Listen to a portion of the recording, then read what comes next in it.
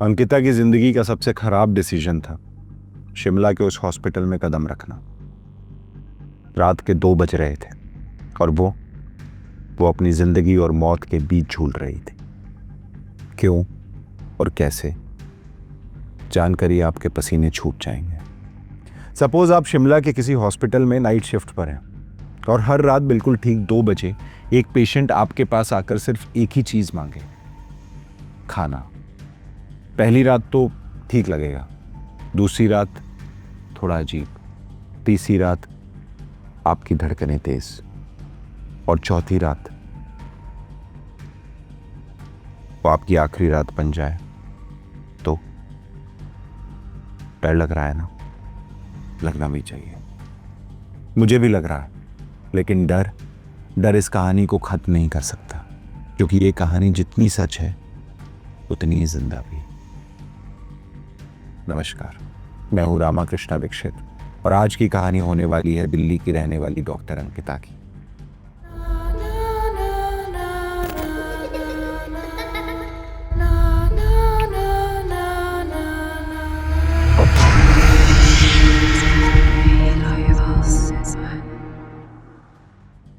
वो अंकिता जो घर से ड्यूटी के लिए ये कहकर निकली थी, माँ शिमला में पोस्टिंग लगी है, सुंदर पहाड़, ठंडा वेदर, मजा आएगा, आप फिक्र मत करना।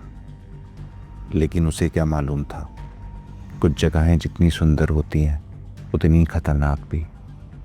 अक्सर पहाड़ी लोग कहते हैं जिस भूमि में आप पहली बार कदम रखो तो उसे कुछ देना पड़ता है, जैसे कोई भेंट, नहीं तो भूमि खुद भेंट मांग लेती है। शायद भूमि की बलि, और बलि कब किसकी चढ़ जाए कोई नहीं जानता। कहानी में वापस चलते हैं। अंकिता के लिए दिल्ली से शिमला रात का सफर था। हाल ही में एमबीबीएस की पढ़ाई पूरी करके एक जूनियर डॉक्टर के नाते अपनी इंटर्नशिप पूरी करने शिमला जा रही थी। बस का समय था रात के 8 बजे, जो सुबह 5-6 बजे शिमला बस स्टेशन पर पहुंचती। बिना देर किए अंकिता अपना सारा सामान लेकर दिल्ली आनंद विहार स्टेशन पहुंच गई। रात की बस पहले से ही खड़ी थी। जल्दी से जाकर अंकिता बस में चढ़ गई और कुछ देर बाद बस आनंद विहार से निकली, और बस के निकलते ही अंकिता के अंदर एक अजीब सी उत्सुकता, एक बेचैनी जागने लगी। रात के करीब 8-9 घंटे उसे इस बस में ही बिताने थे, लेकिन कुछ सफर मंजिल तक पहुंचने के लिए नहीं होते। कुछ सफर असल में शुरुआत होते हैं एक ऐसे दर्दनाक अंधेरे की जो लिखे जा चुके हैं। अब सवाल यह है, क्या अंकिता शर्मा शिमला पहुंच पाएगी, या फिर रास्ते में ही कुछ ऐसा होने वाला है जो उसकी जिंदगी को हमेशा के लिए बदल देगा? शायद उसकी किस्मत या उसकी बदकिस्मत, जिसकी शुरुआत हुई टेढ़ी मेढ़ी सड़कों के अगल बगल, घने पेड़ और उस खामोशी में सिर्फ बस के इंजन की आवाज। लेकिन कभी कभी खामोशी से ज्यादा डरावनी और कोई चीज नहीं होती है, क्योंकि खामोशी में आप अपनी सोच के साथ अकेले होते हैं, बस अकेले। और अंकिता के दिमाग में बार बार एक ही सवाल घूमने लगा था, शिमला, पहली पोस्टिंग, कैसे होगा सब। सुबह के करीब 6 बजे बस शिमला बस स्टेशन पर रुकी। ठंडी हवा, हल्की धुंध और दूर से दिखते पाइन ट्रीज। अंकिता ने एक लंबी सांस ली। हाँ, यही है वो जगह। हॉस्पिटल का नाम था इंद्रप्रस्थ गवर्नमेंट हॉस्पिटल। लोकल्स इसके बारे में कहते थे कि ये एक प्रेस्टिजियस हॉस्पिटल है, बहुत पुराना, और पुरानी चीजों के साथ बहुत कुछ आता है। लेकिन कुछ चीजें जो पुरानी होती है ना, वो अपने साथ कुछ कहानियां भी लेकर आती हैं। और आईजीएच हॉस्पिटल की कहानी बहुत अजीब थी, जो शायद अंकिता को मालूम नहीं। अंकिता जब हॉस्पिटल पहुंची तो उसका इंडक्शन हुआ, पेपर वर्क, फॉर्मेलिटीज, और फिर उसे मिला उसका सीनियर डॉक्टर राम प्रसाद देवी, 50 साल का एक्सपीरियंस डॉक्टर। चेहरे पर थकान और आंखों में कुछ ऐसा जो अंकिता समझ नहीं पाई, डर या फिर हेल्पलेसनेस। डॉक्टर राम प्रसाद देवी ने उसे हॉस्पिटल दिखाया। वार्ड्स, ओटीज, आईसीयू, सब कुछ बिल्कुल नॉर्मल लग रहा था।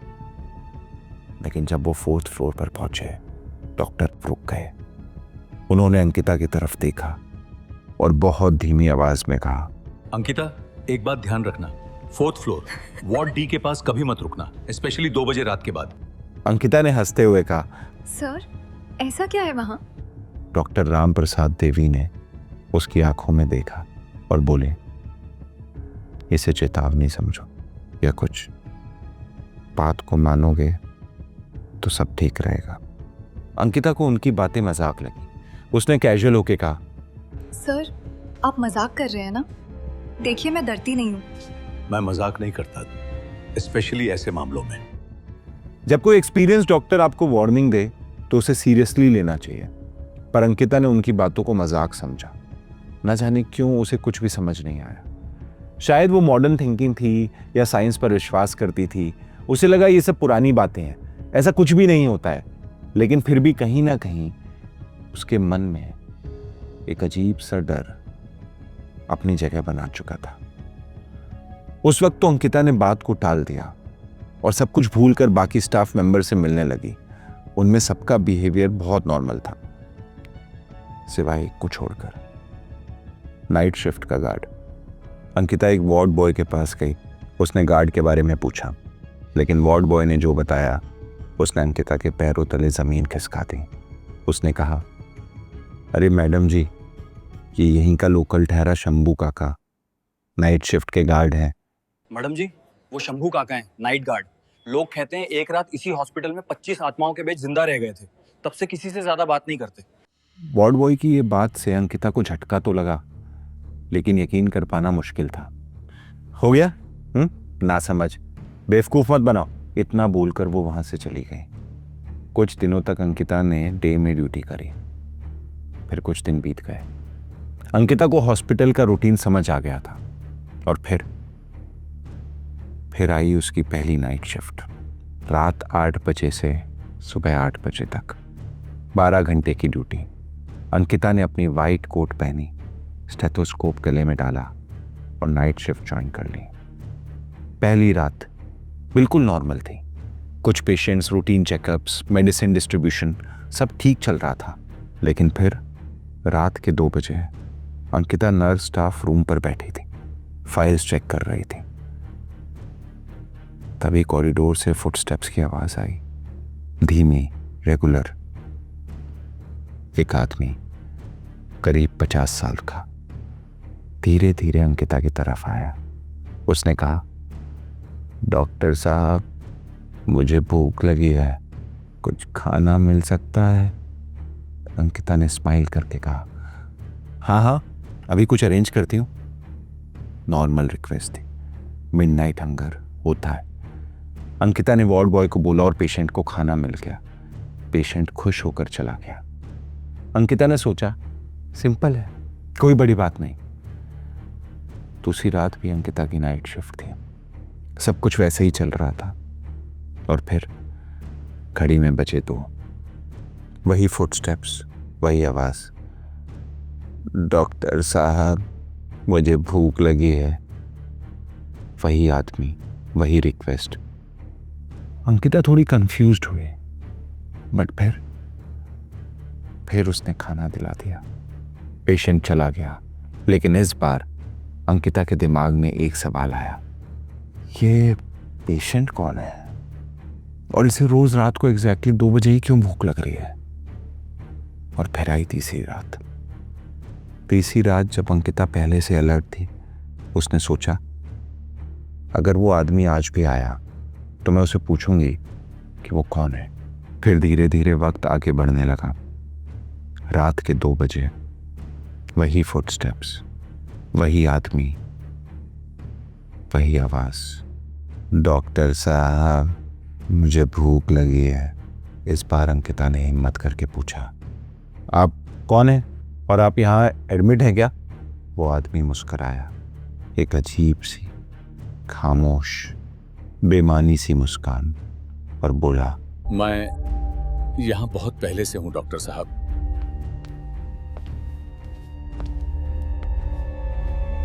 और वो चला गया। और जब कोई आपको सीधा जवाब ना दे और मुस्कुरा कर टाल जाए तो समझ जाना चाहिए कुछ गड़बड़ है। अंकिता ने next day patient record check किया। उस आदमी के नाम कोई रिकॉर्ड कुछ नहीं मिला, बिल्कुल नहीं, जैसे वो एग्जिस्ट ही नहीं करता था। फिर चौथी रात से चीज़ें और अजीब होने लगी। अंकिता ड्यूटी पर थी, 4th फ्लोर के पास से गुजर रही थी। तभी उसने देखा पेशेंट चार्ट्स जो टेबल पर रखे थे अपने आप रीअरेंज हो रहे थे। हवा नहीं थी, कोई वहाँ नहीं था, पर पेजेस खुद से पलट रहे थे। अंकिता ने आंखें रख ली। मैं थक गई हूँ शायद। लेकिन फिर मेडिसिन ट्रॉली जो कॉरिडोर में खड़ी थी अपने आप धीरे धीरे हिलने लगी। पहले थोड़ा, फिर और ज़्यादा, जैसे कोई उसे धक्का दे रहा हो। अंकिता का दिल जोर से धड़कने लगा। उसने सराउंडिंग चेक किया, कोई नहीं था, बिल्कुल कोई नहीं। वो जल्दी से वहाँ से हटी और नर्स स्टेशन पर आ गई। उस वक्त रात के 1:45 बज रहे थे। 2 बजने में 15 मिनट बाकी थे और अंकिता को पता था वो आदमी फिर आएगा। और कुछ देर बाद अंकिता को 2nd फ्लोर पर जाना पड़ा। इमरजेंसी केस था। उसने लिफ्ट कॉल की, लिफ्ट नंबर 2 खुली और अंदर बिल्कुल खाली। अंकिता अंदर गई, बटन प्रेस किया और डोर्स बंद हो गए। लिफ्ट नीचे जाने लगी। तभी अंकिता को लगा जैसे कोई बिल्कुल उसके गले के पास सांस ले रहा है, गरम सांस। धीमी, रेगुलर। अंकिता झटके से पीछे मुड़ी, पर कोई नहीं था। लिफ्ट में सिर्फ वो अकेली थी, लेकिन वो सांस, वो फीलिंग अब भी थी, जैसे कोई इनविजिबल बिल्कुल उसके पीछे खड़ा था। अंकिता का दिल बैठने लगा। उसने डेस्परेटली बटन्स दबाए। लिफ्ट 2nd फ्लोर पर रखी, डोर्स खुले और अंकिता तुरंत बाहर भाग गई। उसने पीछे मुड़कर नहीं देखा। और देखिए, जब आपको ये फील हो कि कोई है पर दिख नहीं रहा, तो असली डर वहीं से शुरू होता है। अंकिता 2nd फ्लोर पर थी, इमरजेंसी हैंडल कर रही थी। तभी उसकी वॉच में 2 बज गए। अंकिता के पूरे शरीर में करंट दौड़ गया, क्योंकि दरवाजे पर वो खड़ा था, वही पेशेंट 50 साल का जो पिछली 3 रात से उसके पास आके खाना मांग रहा था। वो अंकिता के पास आया। अंकिता के हाथ में उसका बैग था, जिसमें एक टिफिन। इस बार अंकिता ने बिना पूछे उसे दे दिया और वो लेकर चला गया। लेकिन ये सब कुछ वहां मौजूद नर्स देख रही थी कई दिनों से, और आज उसने अंकिता से पूछ ही लिया, मैडम आप ये रोज रोज किसको खाना देने के लिए हाथ आगे बढ़ाते हो? लेकर तो कोई नहीं जाता। नर्स की इस बात ने अंकिता की आंखें, कान, पूरा शरीर गर्म कर दिया। उसने हड़बड़ाहट में आके पूछा, वो पेशेंट तुम्हें नहीं दिखता क्या, जो रोज 2 बजे मुझसे खाना लेने आता है, वही जो 4th फ्लोर पे है? नर्स हैरान हो गई। उसने अंकिता के हाथों को छुआ और कहा, मैडम 4th फ्लोर पर तो हम कोई मरीज नहीं रखते ना, इवन वो तो खाली पड़ा है, और आज भी आपका खाना वही है।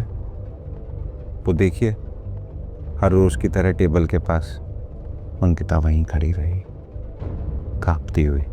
उसे समझ आ गया था कि हॉस्पिटल ऑर्डिनरी नहीं है, यहाँ कुछ है, कुछ हो रहा है जो पहले भी हो गया है।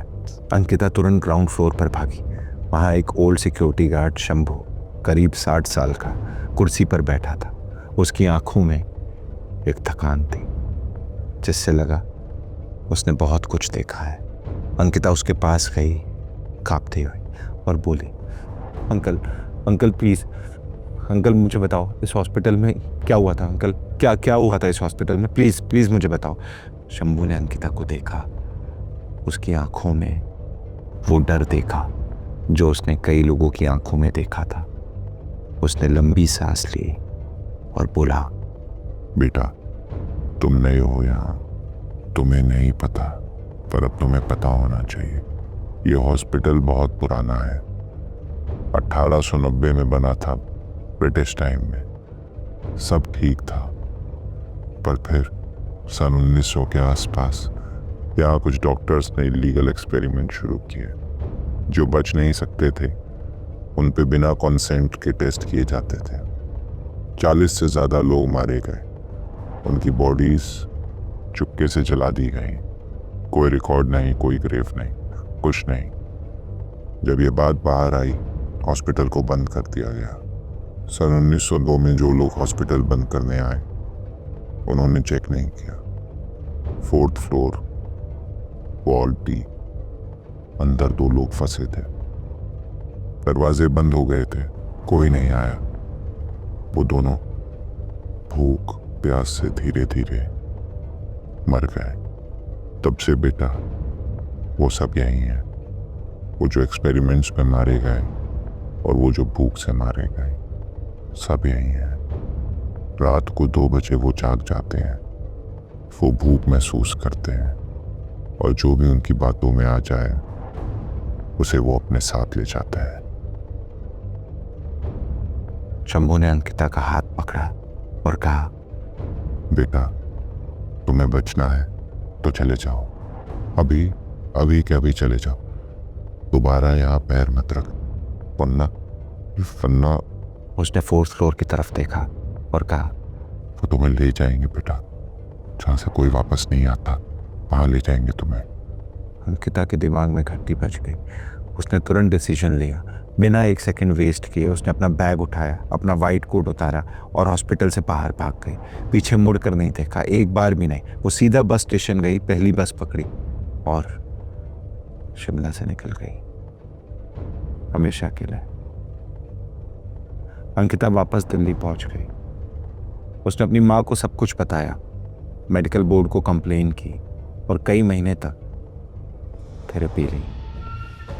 वो ट्रॉमा से रिकवर करने की कोशिश कर रही थी, सब ठीक लग रहा था।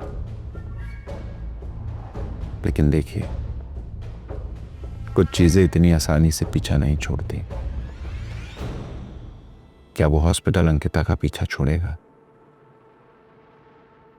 क्या लगता है आपको? ये कहानी तो यहीं खत्म होती है। ऐसी और कहानियां सुनने के लिए सब्सक्राइब करें हमारे चैनल को।